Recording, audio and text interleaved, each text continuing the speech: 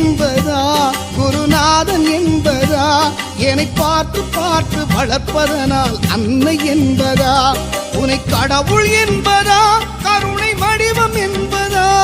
உன்னை கடவுள் என்பதா கருணை வடிவம் என்பதா ஐயா ஞானதானம் தந்த உன்னை தந்தை என்பதா